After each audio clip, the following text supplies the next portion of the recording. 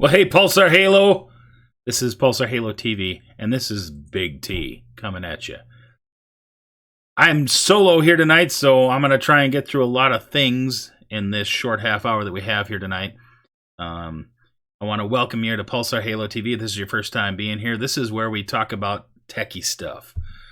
We try and talk about things from the Pulsar Halo system, the product itself, new products coming out, how to use some of these products, to the high-tech Pulsar Halo Rapid Funnel app on how to use that. We've had a couple of interviews just a couple of weeks ago on that. So we've got all kinds of techie-type things that we talk about here on Pulsar Halo TV. A lot of times we have guests. Tonight I was supposed to have Brian on here, but he's busy working a deal out with some other companies, so he's not going to join us tonight. He just called me last minute. So I'm going to fill some time with a couple of good things that we need to know about as independent reps out here in the field and as customers who want to know how to use their systems. So as you can see, I'm not dressed real sharp tonight. I just came back from football practice. I'm a coach for my kids' football team, so this is my Big Lake Hornets football attire. This is Super Coach right now. So, but anyway, for those of you that are new, I'm Big T. I'm Tony Malberg. I'm talking to you from close to Minneapolis, Big Lake, Minnesota, up here on the north side. And a couple of things. We usually start with a couple of announcements and some news. Biggest piece of news coming up, the most critical, I guess. We're at the last minute, the last hour, the last day of the month, midnight, is when our contest ends, and that's our contest for the cash prizes for the number of systems sold by independent reps. And so first place was $1,000. Second place, I don't remember all the details about it. Mitch is usually here reading that beside me, but he's not able to be with us tonight. So anyway, that sales contest is ending. I believe it's tomorrow. Tomorrow at midnight is the last day of the month. So I think it is anyway. I should probably look at that to verify. I'm pretty sure it is.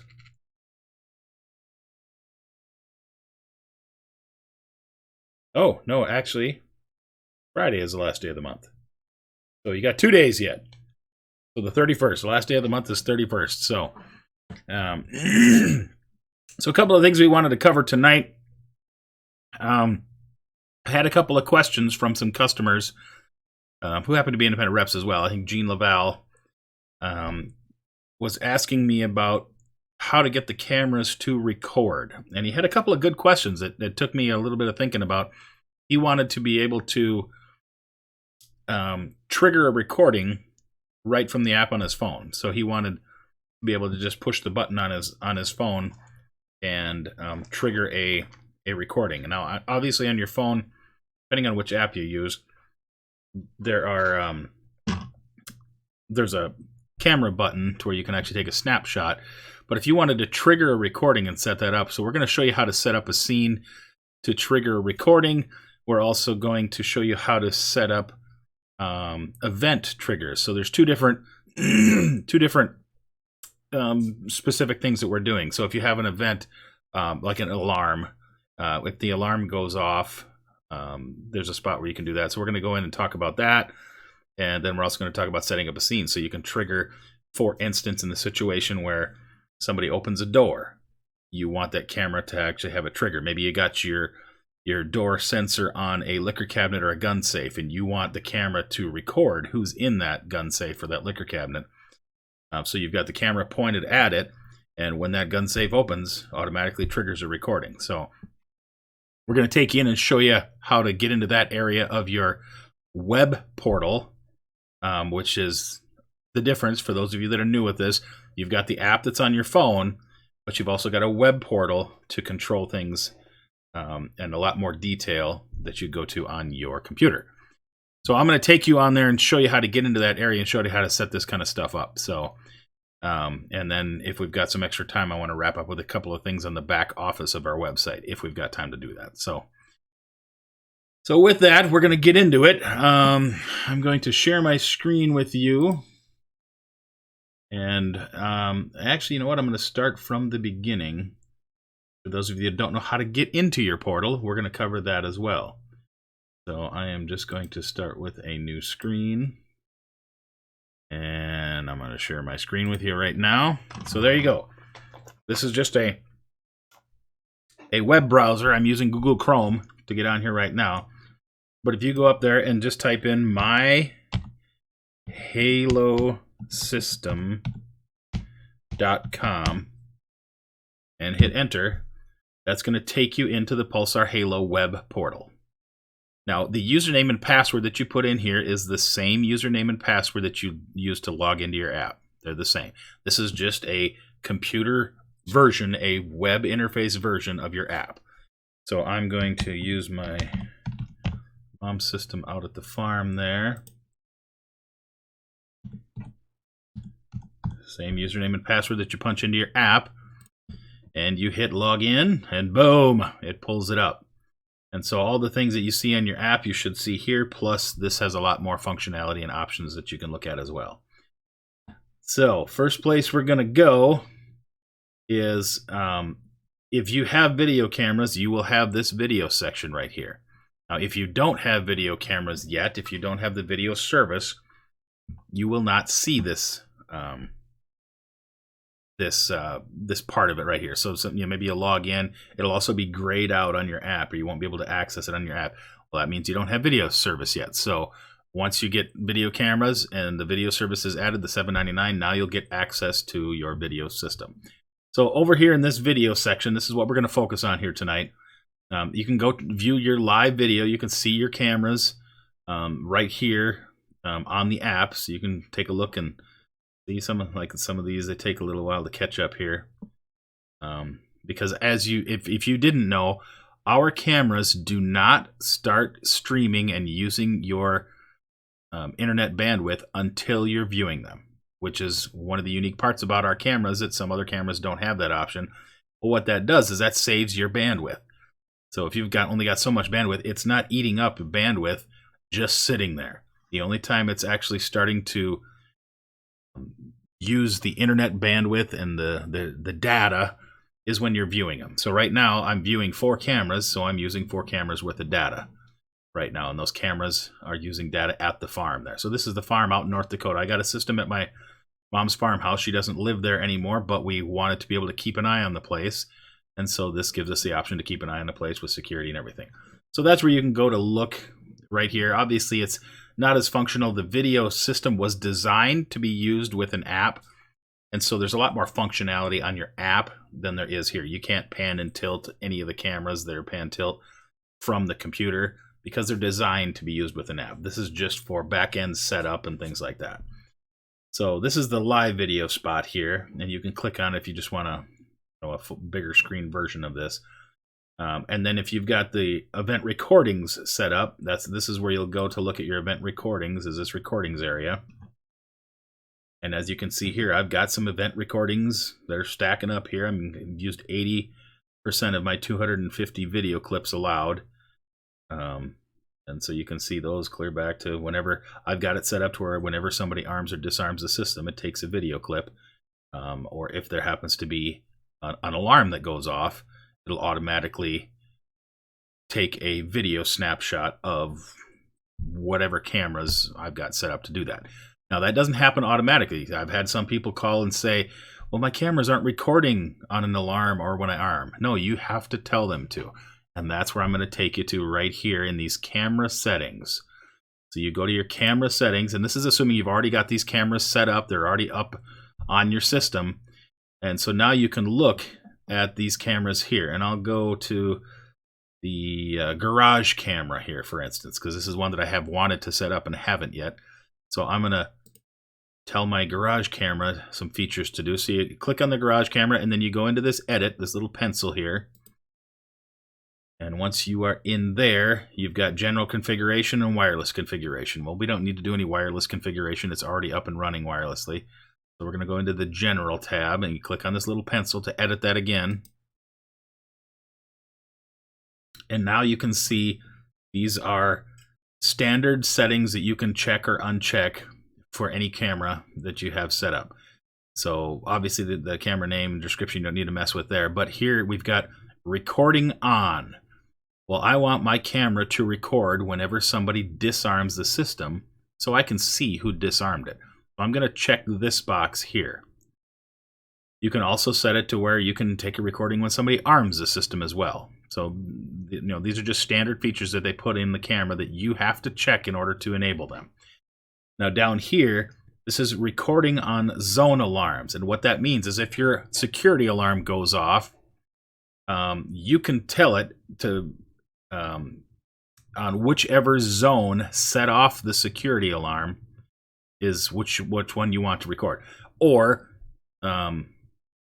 you can tell it to whenever any of these zones are opened on an alarm that camera records. So this is the camera out in the garage. So for instance, I might have a garage door entry like this right here. So I want this camera to record. If somebody breaches this door, if somebody sets off the alarm at this door, I want the camera to record that area.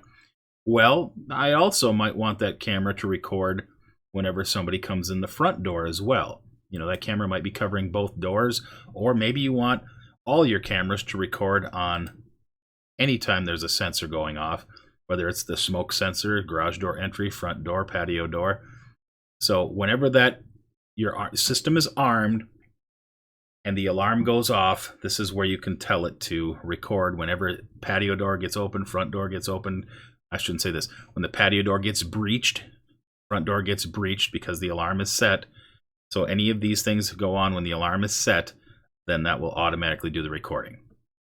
That sounds great. So that's what you do to set those up. Well, I'm going to set this one up for the garage door entry and the front door as well. The patio door's on the other side of the house, so that won't catch anything anyway. And I don't really need to... Well, I'm going to leave that recording so if the smoke sensor goes off, that way I can see if there really is a fire in there or not. So I'm going to save that. So now you go up here and save. And now here's the other question people have. Well, what if I want my camera to record when somebody opens the door, when the alarm is not set? Well, that's something you can do as well. So maybe, I have mine set up at my home to where when my kids disarm the system, it takes a snapshot and all that kind of stuff. Well, what if I want that camera to record anytime somebody opens the door? Or for instance, they open the gun safe. How do I set up that? Because that's not necessarily only when the system is armed. The system might be disarmed and somebody is in there, my kids are getting into my liquor cabinet and I want to record that. Well, that's a different area you got to go to. This one was dealing just specifically with the alarm, arm, and disarm. You want to do it on a zone trigger or a Z-Wave trigger, that's another area. So the first thing you need to do is go into scenes. You need to set up a record scene. And I believe I already have one set up here. But I'm going to create another one. So I do already have one set up for camera to record whenever this scene button is pushed on my phone, or I can tell it what triggers that scene. So I'm just creating a camera recording scene. So I'm going to create that scene. So I'm going to go in here and scene name, I'm going to call it camera. And maybe, you can set it up different. Maybe I can say gun safe or gun safes in the basement. So I'm going to say basement or garage cam record, because my gun safe is out in the garage, for instance, or my liquor cabinet's out in the garage. So I'm going to have my garage camera record. This is the scene I'm going to set up. Okay, so we hit next. Now it's going to ask me, scene actions is what's going to be filled in down here. So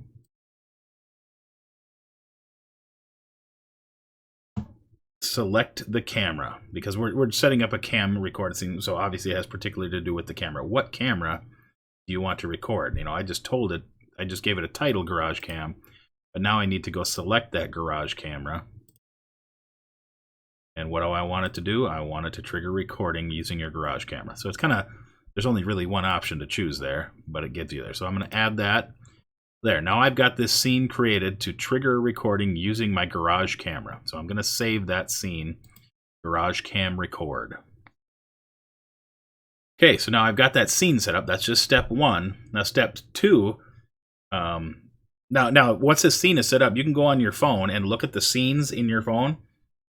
And that scene will now be there. So you can manually push the button and trigger a garage camera recording, which that's the Gene, when he called the other day, that's one of the things he wanted to do, is learn how to, he wanted to know how to just trigger a 15-second recording, which is the standard, anytime he wants to. Well, now he's got a scene set up on his phone, so he can go into the scenes, run a scene, boom, garage cam record, and now it takes a snapshot. Well, now what if you want something else to automatically trigger that scene? Well, that's where you go into this event schedule. I'm creating what these events, I want my camera to record on an event. I have to determine what that event is. So I go into event schedule. There is no automatic scenes, click automation button to add your, so I'm going to create a schedule. Event name, I'm going to call it Gun Safe Open, or Garage Entry Open. So if somebody comes in the garage door, whether it's armed or disarmed, doesn't matter. Somebody walks in, that's what that event I want to have happen. And so what I'm going to select is an alarm trigger, which I already have that select. You can obviously select it again here, but that's one of the standards that we already set up. You can set up a timed trigger, so you can have that camera take a recording at a certain time. You can have your lights turn on at a certain time. You can have your system arm at a certain time. So that's what the time trigger option is for you. So at a certain time every day, you can have something happen, whether it's a camera record or whatever. Well, in this instance, I want it to be a zone trigger. When somebody opens that security zone, the door with the security sensor on it, that's called a zone. I want that zone trigger to trigger the camera to record.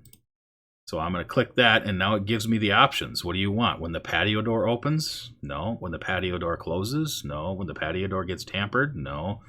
When the patio door gets a low battery? No, I don't want any of these. I want to go down to this garage door, and I want a recording when the garage door opens or closes or gets tampered with. So I'm going to do them both. So if somebody tampers with my sensor, I want to record it. If somebody opens that door, I want to record it. Now that's whether the system is armed or disarmed, doesn't matter. Whenever that sensor is open, basically when you hear your hub go beep, when that garage door gets open and causes the hub to go beep, now it's going to trigger that recording.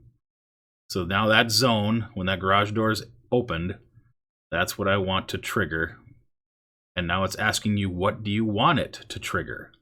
Do you want the living room lamp to turn on or off? Do you want the entry lights to turn on or off? And maybe that's it. Maybe you want this zone, when the garage door is open, maybe you want the entry lights to turn on. Which actually I'm going to do. I'm going to tell the entry lights to turn on to 100%. And I want my garage camera to record. So now both of those things are going to happen. When that garage door gets opened up, it's going to turn that entry lights on, and it's also going to trigger a garage camera to record. And so now we go up here and we hit save.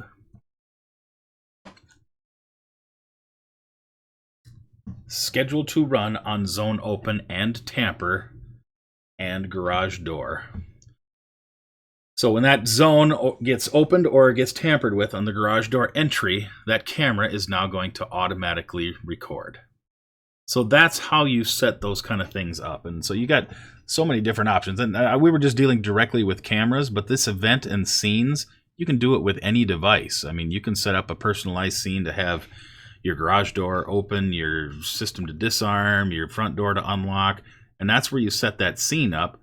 And you can have that on an event where it's automatically timed, or you can just use the button. Obviously, once that scene is set up, your scenes are going to show up in your scenes button or your recipes button.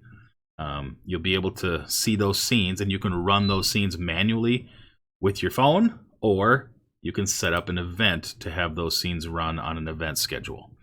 So whether it's a timed schedule, a triggered schedule, a Z-Wave opening schedule, whatever happens, you can tell it what's going to trigger that scene to run if you want more than just the push button to do it. So that's in your web portal, how you can set those kind of things up. And, I know that may seem kind of complicated, but because this is recorded on Halo Nation and Pulsar Halo TV, you can go back and look at it if you want.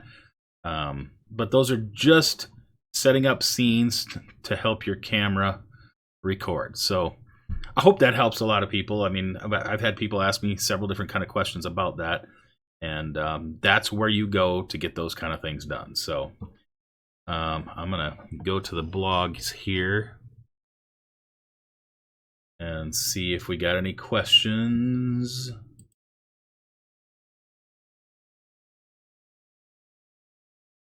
All right.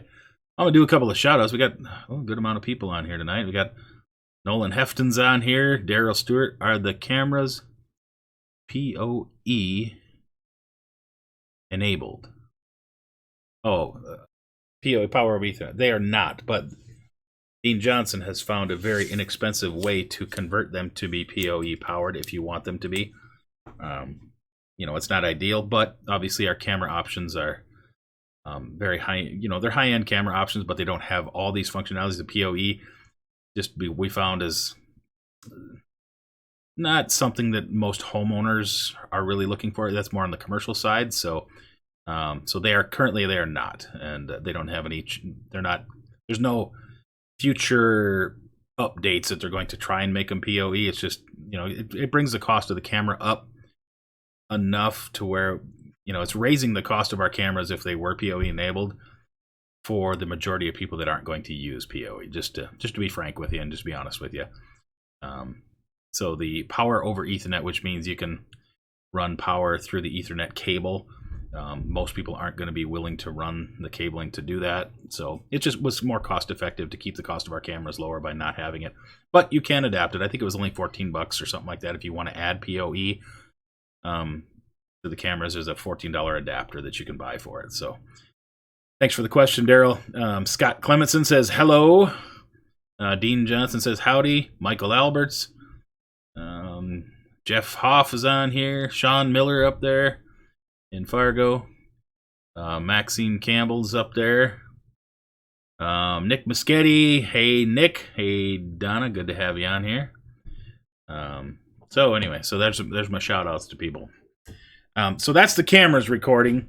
Now, the other thing I wanted to touch on tonight is a little bit about your back office. Back office is getting gooder and gooder every day. And let me go to office. And for those of you that, well, you know what? We might as well use this as a teaching point too. Computer screen.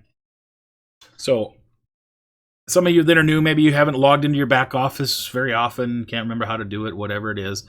Well, you log into your back office. That's where you click. You go to log in. And one thing we want to keep, putting in the forefront of people's mind is if you're buying a system, you're already a rep, you got a system, maybe you're buying another system or buying extra stuff or whatever you want to do, you don't have to create another customer account. All you do is log into your back office. And which, this is what mine is. And you can shop right from your back office. And that puts it in your, underneath your rep ID number when you log into your back office. What's going on? Why is mine not logging in? So we just want to remind people that you do not have to set up a separate customer account because your rep ID your independent rep website is your customer account. So if you look up at the top here, you can obviously there's all kinds of things in here: your commissions, your rank advancements, your organization, your calendar, subscriptions. But you've got your shopping right over here. And if you click on products, it looks very familiar, doesn't it? Yes, it's the exact same website, but it's already linked to yours. So now you can go in here and buy your own extra devices that you want, or if you want to buy another system for your cabin up north, you can go in and do that same thing just like you did the very first time you bought a system, but this time it's going to be linked to your rep ID numbers, so you will get the commissions for it and all that kind of stuff. So I just want to remind people that this is where we as independent reps do our shopping for ourselves. Is we go into our back office and we do our own shopping. We do not register as another customer, because then it just creates more work for Erica, having to delete that customer and merge your order onto the other one. Just go ahead and order it in your back office. That's why we put the shopping option in the back office there. The other thing you have back here is you do have some resources in here. Now, most of our resources, the first place they get put is in our Rapid Funnel app, because that's the easiest place to share those resources, and then you can see who's looking at those resources. But you do have those resources here in your back office as well. Go to the resource library. There are resources back here, customer order worksheets, which we're not using anymore, so we need to update some of these here. But like I said, the Rapid Funnel app is your #1 source to use those resources, because you can send them directly to people from there. And then we've also got our promo store here. If you don't have a local place that you go to, you can always get your promotional materials right here. They're already ready to rock and roll in that promo section. And then the company news is always a good thing to plug into. Here, well, yeah, what were we just talking about? Back office shopping versus retail site. Back office shopping is active, and everyone is able to order from their own site when ordering extra equipment. We have noticed many creating new retail sites and purchase from. Best practice, go into your own back office and order directly from the shopping section. So that's company news. So you should go back, log into your back office every day. I mean, you should, because there's new company news coming out, more information. Let's see. Well, here was the contest standings as of 8/12 for the sales contest. Yes, I guess there's no contest standings in here. But there's a lot of good information in this back office here. So you can check on your subscriptions, but you can check on your organization. My favorite place to go is a Unilevel or Tree Viewer, so you can see your team. I like this Tree Viewer one here because it's just kind of nice. Organizes what you're doing, and you can click in and see who's where and what's going on with each person. And so it's kind of fun to be able to see that there. So anyway, that's it. The biggest thing I just wanted to cover was the shopping. Shop from your back office instead of creating another account for yourself. So anyway, that's all I got to cover tonight. I do appreciate if you guys have questions about products or how to set things up. Please don't hesitate to send them over to me. You can email them to directly to my email, tmallberg@pulsarhalo.com. That's my email address, tmallberg@pulsarhalo.com. Or you can reply on these chats here if you have questions, because I read through these, when we finish up, and that way I can, look for topics for the next week. If you got a topic that you want covered, don't hesitate to send me an email or send a chat about it, and we will study that topic. We'll learn about it. We'll try and get it all working and rectified before I come on here, and we'll make it happen. So anyway, with that, that's my time. My time is up. It's all done. 8:30 comes real quick. So anyway, stay tuned. We got a couple of new announcements coming up for the next week about our webinar that goes on. We're going to have new times for the webinar. You're going to be able to plug people into multiple times. So if you're on the East Coast or on the West Coast and the time just doesn't quite work out for you, 8 o'clock Central doesn't work, that's okay. We're going to be doing the Monday webinar at 8 Central, 9 Eastern, 6 Pacific. But on Thursday, we're going to have an 8 o'clock East Coast, and then we're going to do another one, 8 o'clock West Coast. We're going to be doing 2 webinars on Thursdays, and we're going to be showing you how to use your Rapid Funnel app to get people to those webinars. So that's going to be coming up next week, is we're going to be talking about how to use the webinars on your Rapid Funnel app. So stay tuned for that. With that, I am done. You guys have a fantastic night. This is Big T signing off from Pulsar Halo TV headquarters. Good night.